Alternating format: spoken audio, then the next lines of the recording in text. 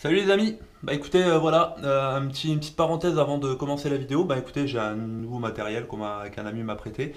D'ailleurs je vous invite à aller checker sa chaîne YouTube, elle est exceptionnelle, ça s'appelle Courir et bien-être. Donc si vous aimez bien la course à pied, le sport en général, eh ben, je vous invite à aller vous abonner à sa chaîne et à liker absolument toutes ses vidéos et à commenter toutes ses vidéos parce que ce mec est vraiment incroyable. Il est vraiment humain. C'est la personne la plus humaine que je connaisse.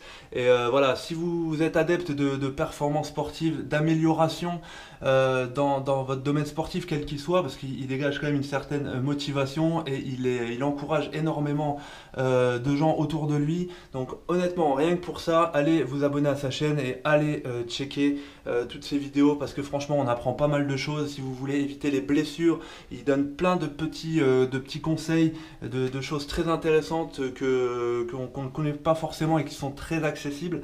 Donc je vous invite fortement à y aller. D'ailleurs, je te remercie à travers cette vidéo. Merci à toi Seb. Courir et bien-être, hein, n'oubliez pas, likez la vidéo, likez les vidéos et abonnez-vous à sa chaîne. Et encore merci à toi pour le prêt de cette caméra. On va faire tout de suite la vidéo avec ton matériel et on va voir ce que ça donne. Je te remercie mon ami.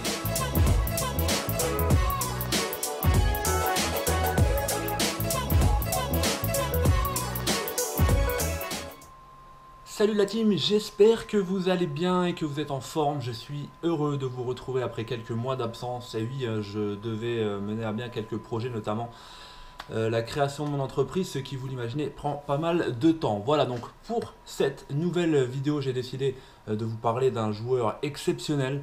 Il a été mon joueur préféré pendant un long moment et si je vous dis style vestimentaire, inédit bien évidemment, tatouage, tresse collée et crossover, vous l'aurez deviné, je vais vous parler d'Allen Iverson. Donc ce génie du basket a connu un début et un milieu de carrière exceptionnel sous le maillot bien évidemment des 76ers de Philadelphie. Il a été une icône d'une génération, très doué techniquement. Il a cependant connu une fin de carrière plutôt chaotique, passant de club en club sans réelle motivation. Donc je vous laisse vous préparer un petit café et je vous explique tout ça. A tout de suite. Tout d'abord, commençons par le style Allen Iverson. Donc, on ne peut pas commencer une présentation sur Allen Iverson sans revenir sur son style, sur et bien sûr en dehors du terrain. Hein. Donc, Iverson a toujours fait parler de lui. Donc, il faut dire qu'il a un style particulier à l'époque qui dérange. Il est fortement marqué par la culture hip-hop. Pour les matchs NBA, donc il demande à faire agrandir la longueur de ses shorts qu'il considère trop court à cette époque. Il porte aussi un bandeau, une protection au bras qui fait plus office de décoration que de réelle protection. Donc, il change de nombreuses fois de coiffure. Non, Andrew Bynum n'a rien inventé, je vous le promets, avec une domination des tresses plaquées bien évidemment. Au fil des années, donc, il augmente le nombre de tatouages présents sur son corps. On ne peut pas vous dire le nombre exact, mais faites un petit tour sur les réseaux sociaux, sur internet, vous verrez de nombreux sites qui se sont penchés sur ces tatouages et sur ces significations. En plus des tatouages, il adopte un style vestimentaire qui fera grincer des dents plus d'une fois le regretté David Stern. D'ailleurs, depuis, il demandera un dress code d'avant-match. Baggy, basket, veste large, casquette et bijoux voyants. Allen Iverson ne se déplace jamais seul, sa famille, ses proches et même son coiffeur personnel l'accompagnent dans tous ses déplacements. Il devient une icône du basket et de la culture hip-hop, image renforcée par Reebok, la marque, donc d'ailleurs son sponsor à vie, lui offre de nombreux modèles de basket personnalisés et lui trouve son célèbre surnom The Answer. Il serait la réponse lorsque Michael Jordan se retirerait définitivement des parquets NBA. Enfin, parallèlement, il tente une carrière de rappeur sous le nom de Jewelz, Jewelz, mais celle-ci restera plutôt modeste et sans franc succès. Voilà. Donc, la découverte d'un potentiel durant ses années universitaires à Georgetown, donc après de petits problèmes de justice qui auraient pu lui coûter une carrière NBA, il a été condamné puis relaxé pour une bagarre sous fond de problèmes raciaux. Allen Iverson rejoint l'équipe de basket des Hoyas de Georgetown, donc dans l'état de Washington. C'est en 94 donc qu'il débute et il enchaîne les performances, 31 points pour ce second match contre l'université de DePaul, 30 contre Providence, 27 contre Connecticut. Des statistiques qui lui permettent de cumuler les récompenses. Meilleur joueur de la conférence Est de la semaine 9 fois d'affilée, rookie de l'année universitaire, une place dans la deuxième équipe type de l'année de la conférence. Il finit cette première année avec plus de 20 points de moyenne par match. Il emmène les Hoyas en demi-finale régionale, mais malheureusement, ils ont perdu contre l'ancienne équipe universitaire de Michael Jordan, North Carolina. Plus que des statistiques, on découvre un style, une rapidité, un crossover dévastateur. Il attaque sa seconde année avec autant de réussite et améliore considérablement ses pourcentages au tir. 48% contre 39% la saison passée. Il met 40 points à Arizona et score même 21 points contre Rutgers en 20 minutes seulement. Les performances s'enchaînent, Iverson balaye tout sur son passage, il domine les statistiques et bat tous les records de son université. Il emmène ses Hoyas jusqu'à l'Elite 8 où ils échouent contre Massachusetts. Individuellement, son année est une réussite, il aura certes quelques trous d'air dans les matchs, un match notamment à 6 sur 21 au tir, mais son talent est indéniable et il reçoit encore énormément et de nombreuses récompenses.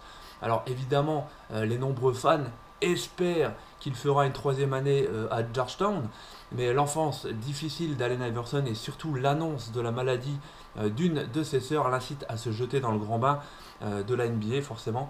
En plus de vouloir jouer au plus haut niveau, il veut aussi prendre soin de sa famille et de ses proches. Nous verrons plus tard la difficile gestion de l'argent d'Allen Iverson. Le 26 juin 1996 se déroule la draft NBA avec Allen Iverson. On retrouve d'autres grands joueurs, notamment Ray Allen qui a été drafté 5e par les Wolves mais échangé directement aux Bucks.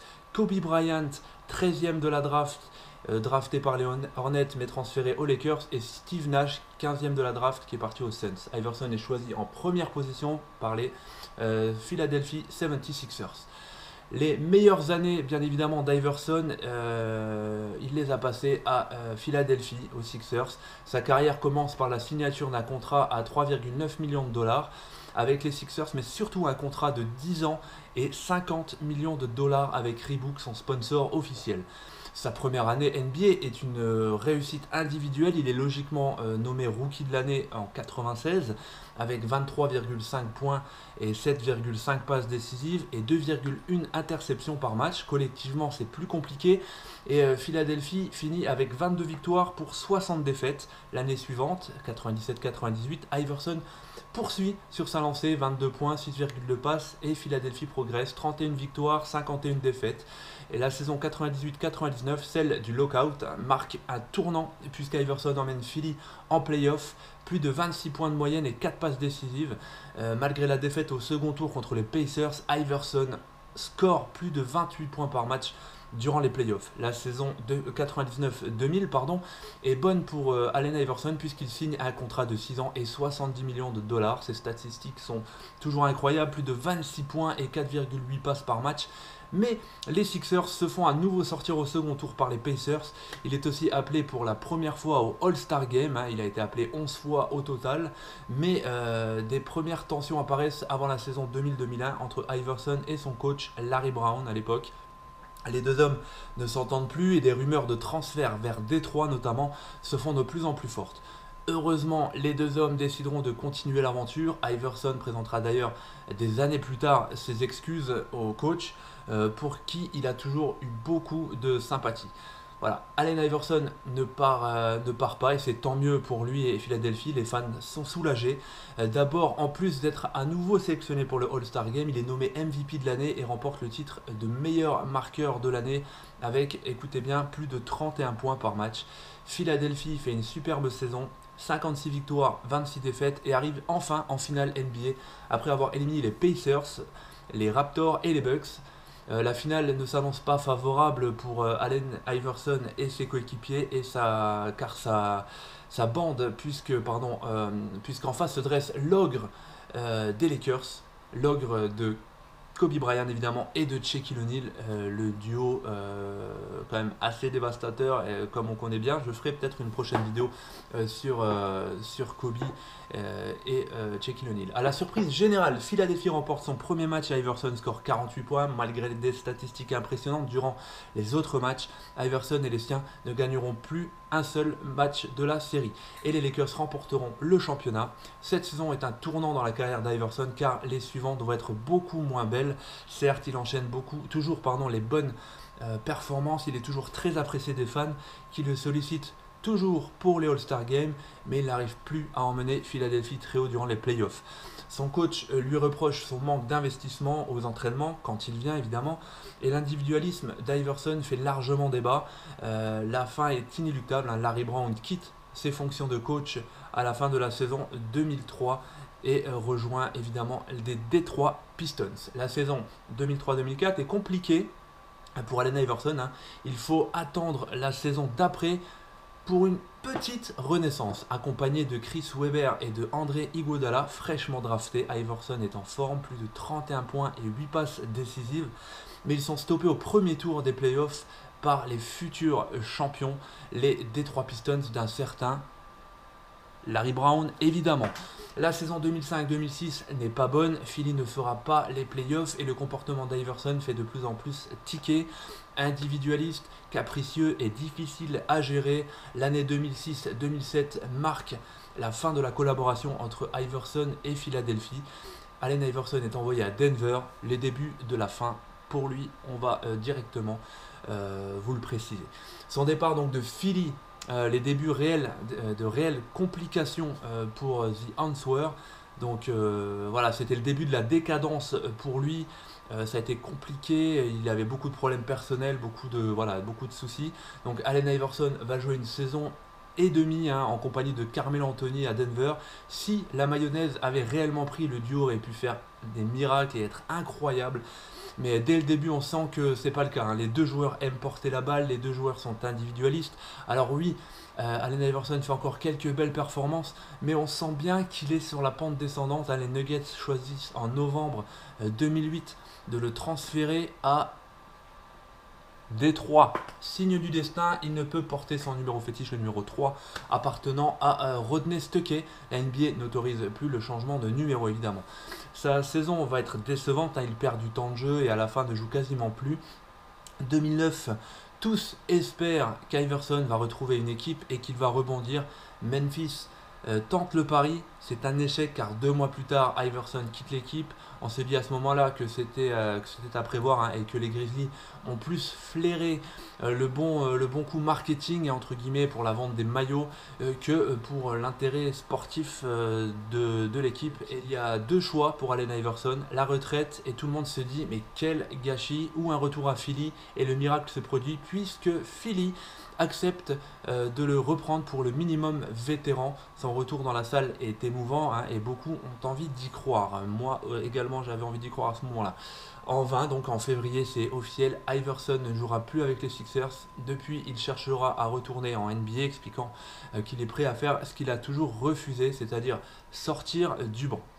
Mais ses défauts, individualisme, son âge, l'état de son corps et de son mental et ses déboires bien sûr extra sportifs n'attirent pas. Même si les fans espèrent un retour, personne ne veut prendre le risque. Donc on le retrouve en 2010 à Istanbul au club de Beşiktaş où il joue quelques mois avant de rentrer aux USA pour blessure. Donc on le reverra ensuite dans des matchs d'exhibition en Chine.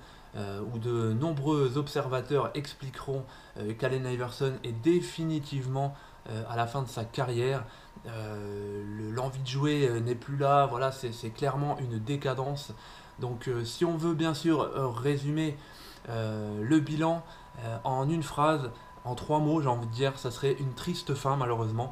Donc Allen Iverson n'est plus le joueur que l'on a connu, et ce depuis plusieurs années. Si bien sûr il est toujours difficile de voir un grand joueur quitter la NBA, c'est d'autant plus dur à accepter lorsque cela se passe dans de mauvaises conditions.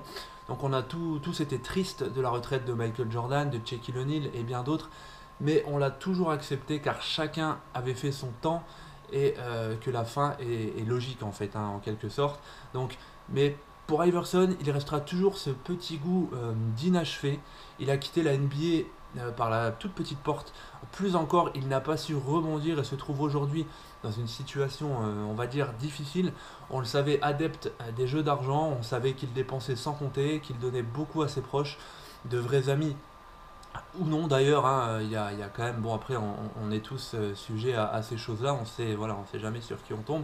Donc, voilà, qu'il pouvait avoir même quelques problèmes d'alcool, hein, mais il était un joueur incroyable, on le laissait et on laissait cela de côté, c'est un peu triste. Aujourd'hui, il est rattrapé par tous ses excès. On apprend qu'il n'était pas toujours là à la naissance de ses enfants, qu'il était souvent fortement alcoolisé à cette époque. Il avait même son ange gardien, sa femme. Ils se sont rencontrés au lycée, mais lassés de ses dépenses à parfois plus, écoutez bien, à parfois plus de 20 000 dollars par jour. Elle demande le divorce en 2011. Iverson n'a pas d'argent, il n'arrive pas à remonter la pente, il a toujours pensé aux autres et il est maintenant tout seul. Il a même risqué la prison parce qu'il ne donnait pas d'argent à son ex-femme pour élever leurs enfants. Et il était même accusé de les avoir enlevés, mais bon, vous savez les rumeurs, voilà, voilà, il y en a beaucoup acheté à la poubelle quand même. Donc la carrière NBA est assurément terminée pour Allen Iverson. C'est vraiment une triste fin, comme on l'a dit précédemment. Si il fallait résumer la fin de carrière d'Allen Iverson. Que va-t-il faire? Son agent l'aide à sortir de l'alcool et cherche à lui donner un nouveau challenge. Il a notamment demandé aux Sixers une place comme commentateur. Pas de réponse à ce jour, on ne sait pas si les choses auraient pu être différentes avec des si, vous savez, on pourrait refaire le monde. Donc personne ne souhaite évidemment une fin comme cela à n'importe quel joueur, donc c'est quand même assez triste. Mais bien évidemment, Iverson restera dans les esprits comme un joueur incroyable qui s'est parfois trop brûlé les ailes au point que la chute est toujours aujourd'hui très longue. On a pu le voir encore pendant l'hommage de Kobe Bryant, voilà, c'était quand même une scène un peu émouvante. Donc voilà la team, j'espère que vous avez apprécié la vidéo et que vous en savez un peu plus sur Allen Iverson dorénavant. Si c'est le cas, mettez un pouce bleu et abonnez-vous, hein, ça fait toujours plaisir et surtout ça aide la chaîne, je vous remercie. Donc on est bientôt 300 sur la chaîne, ça fait énormément plaisir. Un big up à vous, merci les gars. Mettez dans les commentaires si vous avez envie d'en savoir un peu plus sur un joueur que vous appréciez, il y aura certainement de très bonnes suggestions, j'en suis certain. Et donc voilà, donc j'attends vos commentaires et je vous dis à très bientôt les amis. Salut! Yeah.